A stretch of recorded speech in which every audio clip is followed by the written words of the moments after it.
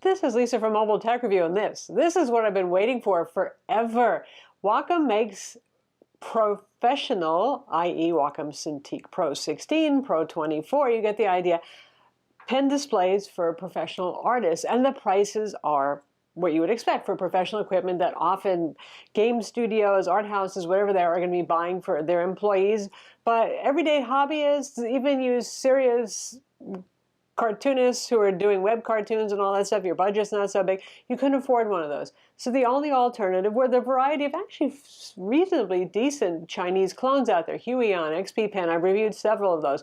They all have their gotchas, including drivers that are sometimes meh, incompatibilities with NVIDIA graphics sometimes, either contrast that's not good, you know, there are all sorts of little things you have to work around, and a good amount of parallax, which means the pen tip is offset from what you actually see that you're inking on screen. So the golden standard has always been Wacom, and the problem was just the price, right? So this is the Wacom Cintiq, not Pro, just the Wacom Cintiq 16-inch size, which is really 15.6 inches. And it is pretty much just like the Cintiq Pro, minus some features, and we're going to talk about that. But the core thing, the most important thing when it comes to one of these things is the quality of the inking and the quality of the pen. And it has the same Pro Pen too that you'd get if you bought one of their professional line products with 8,192 pressure levels, tilt support, the usual Wacom EMR. It's a wonderful experience. We're going to look at it now. So being a 16-inch size, it's fairly light and easy to put anywhere. It does not come with a stand that is, you know, the full up and down kind of stand. That's still sold separately for $80. You know, that could be cheaper. Some, like Huion, include that. XP Pen actually doesn't. But you do get the same thing that you do on the Cintiq Pro line, which is the pop-out feet, which gives you 19 degrees of lift, which if you're using one of the bigger displays, like a 22-inch or a 24, you probably want more. But if you're using something that's about this size, I find it's pretty comfortable because I do tend to kind of like hunch over the screen when I'm drawing and painting, and that is like the way I like to work. But with something this relatively small and light, this is something you can prop up on your studio table, on your lap, whatever it is, so you don't necessarily need the stand. I leave that up to you. The build quality on this is decent. It's solid. It's your usual matte black plastic kind of product. Yeah. So the screen on this is full HD, 1920 by 1080. It's an IPS display. This is not an etched glass display. For this price, you're not going to get etched glass that's good enough quality. And I think Wacom wanted to make sure that you didn't get something that made the display totally murky. So what this has is a screen overlay. You probably could, if you really wanted to, peel it off, but I do prefer having matte. It is also non-touch. There's no touch option for this one. I'm okay with that. Really what I care most about is drawing touches, icing on the cake. They usually pay extra for with the Cintiq Pro, but hey. It has what they call their 3-in-1 cable design. That is, one cable goes into the back of it, and it comes out with a 3-pigtail connector. One is a USB-A, the other is HDMI, and then the last one is for the included power adapter. It's a pretty good length of cable, so I don't think it's going to be a problem for anybody in terms of that. If you have a Mac with only USB-C, you're going to have to get a USB-C to HDMI adapter or hub or whatever if you don't have it. If you only have DisplayPort, you'll get a DisplayPort to HDMI adapter. You get the idea. Unlike the Cintiq Pros, some of the larger ones, there's no fan inside, so this one is silent. It has some vents along the top. It doesn't need it so much. It's not doing as much. It's only full HD. It's not 4K. It doesn't have the hub built in with USB ports and audio out and all that sort of thing. The Express Key remote that we know and love from other Wacom products is compatible with this if you wish to use it. The Pro Pen 2 is the same Pro Pen 2 you'll get if you buy a Cintiq Pro. 2 buttons, eraser on the top. It's also compatible with the Pro Pen 3D and backward compatible with some of the older pens that some folks still love, like the airbrush pen and all that, though you might not get the full 8,192 levels of pressure sensitivity with some of the old pens, but they will work. So what's the difference between this and the Wacom Cintiq Pro 16 that we reviewed? Well, the Cintiq Pro 16 is $1,500. It does have a touchscreen.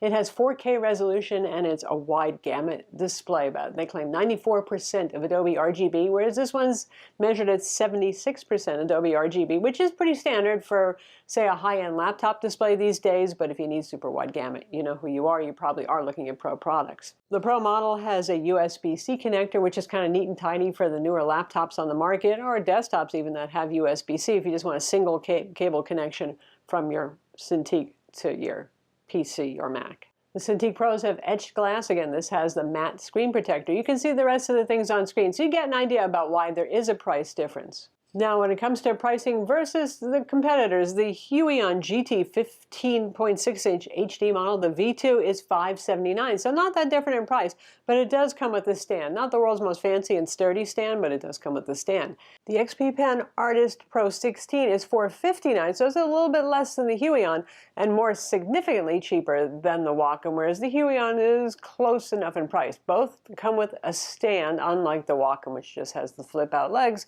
But again, the pen, the display quality, and all that stuff factor in favor of the Wacom, making the price fair. For me, for the display quality, for the drivers, for the excellent pen experience, which we'll talk a little bit about more, I think it is worth it if you can afford it to go with the new Cintiq 16.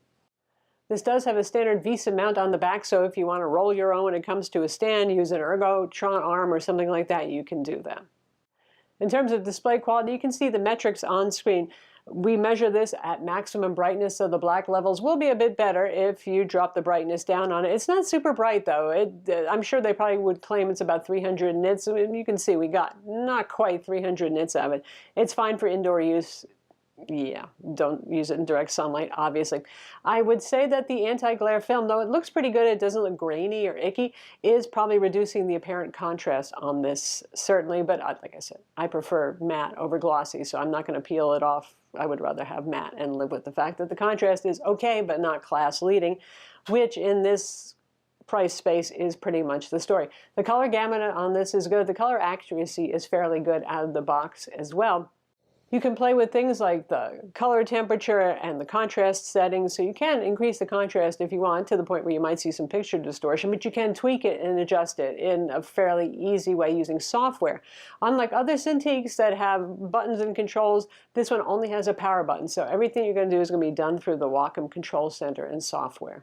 In terms of the pen experience, which is really the most important thing here, it's a lot like using a Cintiq Pro. It's pretty much identical. And the nice thing is once you get used to using the software, if you ever do move up to the Pro products, you'll have consistency of experience. But beyond that, the only thing I would say is it seems like I have to press a little bit harder, a little bit higher initial activation force on this, though you can adjust the pressure curves using the Wacom Control Center and software to make it a little bit more of a light touch product, which is what I did. The lack of parallax here, despite the fact that this does not look like bonded glass, I can see an air gap in there. The parallax on this is just about non-existent, which means where you think you're drawing, where you have the pen on the glass, is actually where you're drawing. So no compensating for the fact that your lines are always off by a little bit, which is really just wonderful. The tilt on this, excellent, every bit as it would be on a Cintiq Pro. So again, the features that you really care about when you're buying a pen display, the quality of lines that you can make, no fish hooks, good diagonal lines, nice tilt support, all of this is class leading and as good as it's going to get on a pen display these days. So that's the Wacom Cintiq 16, and I'm so happy that they made this, and probably you are too, especially if you've been thinking about an XP Pen, a Huion, one of those many brands out there. You've tried one and you weren't so super happy with it for whatever reason. This has all the core features that you really care about. The excellent pen performance, the tilt, the many levels of pressure sensitivity. As drivers go for pen displays, we all have problems with all of them sometimes, but these are pretty good and very full featured per application of settings, for example, is kind of key because I use different shortcuts in Photoshop versus Painter 2019 that's showing on screen right here. A good full HD display. Obviously, you're not going to get 4K and those other bells and whistles there, but it's a good enough display with almost full sRGB coverage, so it's a fantastic starting point for $649. I'm Lisa from Mobile Tech Review. Be sure to subscribe to our YouTube channel for more cool tech videos, including tech for artists, and thumbs up if you like this vid.